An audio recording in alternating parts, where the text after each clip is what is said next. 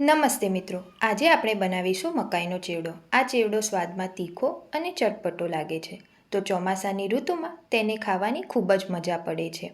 આ ચેવડો બનાવવા માટે આ પ્રમાણે સ્ક્રીન પર દેખાતી સામગ્રીની જરૂર પડશે. મેં અહીંયા 2 મકાઈ લીધી છે.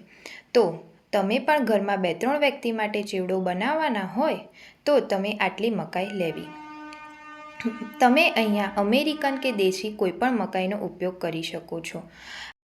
આપણે મકાઈનો ચેવડો બનાવવા મકાઈને બાફવાની જરૂર નથી. બાફ્યા વગર જ મકાઈને આવી રીતે છીણીની મદદથી છીણીને તૈયાર કરી લેવી. મેં બંને મકાઈને અહીંયા છીણીને તૈયાર કરી લીધી છે. હવે આપણે તેને વઘારી લઈએ. એક તાસના તેલ ઉમેરીએ. આ ચેવડો બનાવવા માટે વધારે તેલની જરૂર પડતી નથી. તેલ ગરમ થઈ જાય એટલે 1 ચમચી રાઈ, 1 ચમચી અજમો અને 8 થી 10 કઢી પત્તા ઉમેરી લઈએ. એ બરાબર સતળાઈ જાય એટલે આપણે એમાં લીલા મરચાં અને લસણની પેસ્ટ ઉમેરીએ.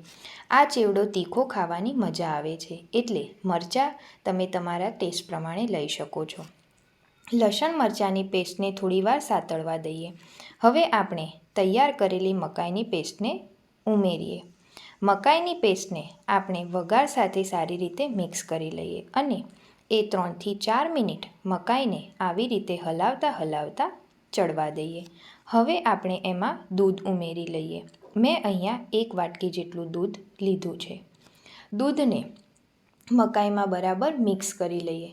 મકાઈના ચેવડામાં દૂધ ઉમેરવાથી ચેવડાનું ટેક્સચર એકદમ ક્રીમી થાય છે અને દૂધ થોડું ઓબ્ઝર્વ થઈ જાય એટલે આપણે એમાં અડધી ચમચી જેટલી હળદર ઉમેરી લઈએ.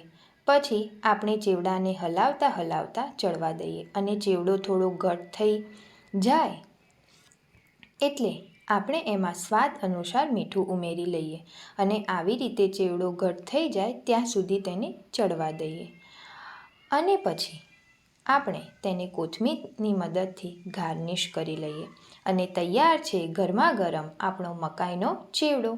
મેં અહીંયા મકાઈના ચેવડાને ગરમા ગરમ ભાખરી અને તળેલા લીલા મરચાં સાથે સર્વ કર્યો છે. તો તમે પણ આ રેસીપી જરૂરથી ટ્રાય કરજો અને કમેન્ટમાં જણાવજો કે કેવી બની. વધુ આવી અવનવી રેસીપી માટે ચેનલને લાઇક, શેર અને સબસ્ક્રાઈબ કરવાનું ભૂલતા નહીં. મળીએ નવા વિડીયોમાં નવી રેસીપી સાથે. આવજો.